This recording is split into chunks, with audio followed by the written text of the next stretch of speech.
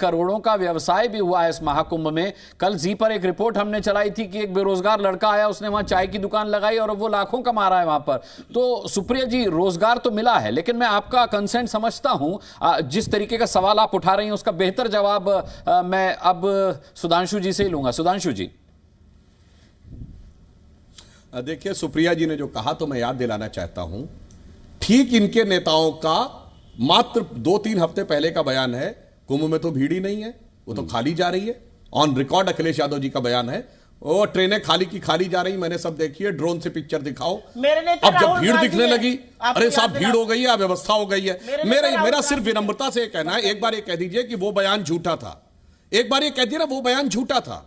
जो अखिलेश जी ने कहा गोरखपुर से खाली आती हुई ट्रेनें मैंने देखी हैं, मिर्जापुर से खाली आते हुए देखी हैं, ड्रोन से दिखाओ। अरे जनाब, अब तो इतनी भीड़ दिख गई, ड्रोन तो छोड़िए, सैटेलाइट से अगर आपने देखा होगा तो प्रयागराज से वाराणसी वाली सड़क के ऊपर कितनी भीड़, उधर मध्य प्रदेश में कटनी रीवा वाली भीड़, लखनऊ वाली सड़क पे भीड़, मिर्जापुर जौनपुर वाली सड़क पे भीड़। इसलिए मैं कहना चाहता हूं, इनको हमेशा एक नेगेटिव पॉइंट देखना। पहले कह रहे थे भीड़ ही नहीं है, अब भीड़ हो गई तो उसके अंदर यह समस्या है। यह बात बहुत स्पष्ट हो जाती है, एकदम बात साफ साफ सामने आ जाती है। दूसरी बात, जो ये कहते हैं कि साहब पानी में बहुत गंदगी थी और ये था वगैरह वगैरह, तो मैं कहना चाहता हूं 65 करोड़ लोगों ने स्नान किया, तो ज्यादा नहीं 10% को तो बीमार पड़ना चाहिए था, जितनी आप लोग गंदगी बताते हैं, जितनी बताई गई। और 1% को, यानी 6.5 करोड़ को तो बीमार पड़ना चाहिए था, और 1% तो हॉस्पिटलाइज हो जाना चाहिए था ना। तो 65 लाख तो हॉस्पिटलाइज हो जाने चाहिए थे, तो कितने लोग हॉस्पिटलाइज देखिए। अब मैं कहना चाहता हूं, हमारे सभी राज्य सरकारों की पूरी सरकार ने, पूरे मंत्रियों ने डुबकी लगाई। कितने मंत्री आपको दिखे कि एक दिन के लिए भी वो ऑफ हुए हो, किसी को कोई बीमारी हो गई हो, कुछ हो गया हो? ये इसे कहते हैं हाथ कंगन को आरसी क्या, जो आपने बोला ना, छोटी सी बात कहना चाहती हूँ, जी जी, ये साफ समझ में आ जाता है। जी सुप्रिया जी, छोटी सी टिप्पणी कीजिए, फिर मैं बाकी मेहमानों को। छोटी सी बात, जी जी, छोटी सी बात, छोटी सी एक बात कहना चाहती हूँ। आपके चैनल पर मैं देख रही हूं 2700 सीसीटीवी कैमरे, 200 से ज्यादा एआई बेस्ड कैमरा। अभी ये खुद एआई और ड्रोन्स की बात कर रहे थे। ये सब होते हुए आपको पता नहीं चल रहा था कि हमारे इतने बड़े पर्व पर कुछ बदतमीज और मनचले लड़के महिलाओं की नहाते हुए फोटो वहां से निकाल कर बेच रहे हैं? आपको नहीं पता चल पाया? आप तो चुप रहे, आपने कुछ नहीं किया उस पर। जब एक पेपर ने उस पर खबर निकाली तब आपने एक्शन लिया। आपने सही कहा, कटनी से, रीवा से, हर तरफ से भीड़ आ रही थी। आपने भीड़ के संचालन के लिए क्या किया? आपने तो 2-2 दिन महिलाएं, टॉयलेट नहीं जाने की जगह थी, 2-2 दिन बसों में महिलाएं कैद थी, लोगों का फोन का चार्ज खत्म हो गया था, बच्चों को पिलाने के लिए दूध और पानी नहीं था, ब्रेड की व्यवस्था नहीं थी। आपने क्या किया उस भीड़ के लिए? हम तो यही पूछे। मैं बाकी मेहमानों का रुख करता हूं। सुप्रिया जी, आता हूं आपके पास, मैं आता हूं। प्रदीप भाटी जी का रुख करूं, उससे पहले राम कृपाल जी से एक टिप्पणी जरूर लेना चाहूंगा, क्योंकि राम कृपाल जी इस डिबेट के शुरू होने से पहले बड़ी इंटरेस्टिंग टिप्पणी कर रहे थे।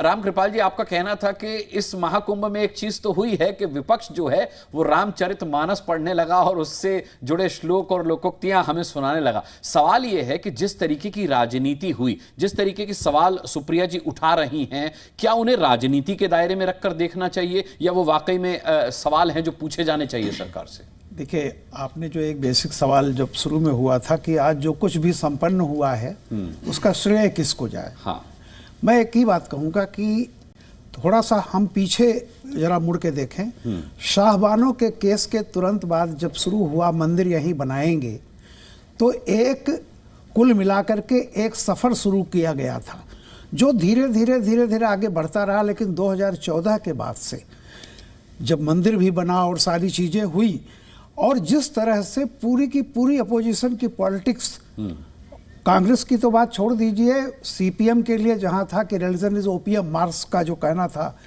कि धर्म जो है अफीम की तरह है, सीताराम येचुरी जैसे लोग भी ये बात बोलने लगे थे।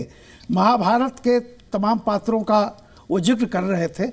जब आपको पौराणिक ग्रंथों से ही सारी विपक्षी पार्टियां उदाहरण ले लें, तो वो तय जान लीजिए कहीं न कहीं उनके नीचे से जमीन खिसक रही है।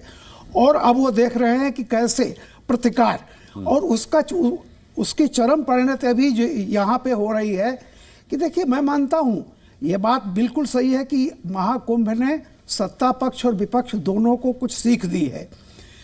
सीख ये दी है कि व्यवस्था और बेहतर होनी चाहिए। दूसरे विपक्ष को ये सीख दी है कि आप गलत जगह पे गलत समय पर ये गलत गलत चीज उठा रहे हैं। और ये सेंटीमेंट जिन्होंने मृत कुंभ कहा, उसके बाद भी 10-20 करोड़ लोग जाकर के वहां नहाए। जिन्होंने ये कहा कि पानी जहरीला है, उसके बाद आप देखिए कि उसका असर तमाम आम आदमी पर पड़ रहा है क्या। और ये महाकुंभ तब से है जब इस देश की, उससे भी बहुत पहले है, लेकिन जब इस देश की 40 करोड़ आबादी हुआ करती थी तब भी महाकुंभ था। लेकिन आज अगर 65 और 70 करोड़ लोग नहाने जा रहे हैं, पूरा यूरोप और अमेरिका की आबादी बिना कोई मास्क लगाए नहा के आ रही है, तो थोड़े बहुत अगर चीजें होती हैं तो होंगी। और लेकिन एक आखिरी बात, जो बात कह रहे हैं कि सुअर निश्चित तौर पर नहीं कहना चाहिए था, लेकिन हमें नहीं भूलना चाहिए कि सनातन को वायरस, एड्स बताने की जब जहां से शुरुआत हुई थी, तो एक्शन होगा तो रिएक्शन भी होता है। ठीक है।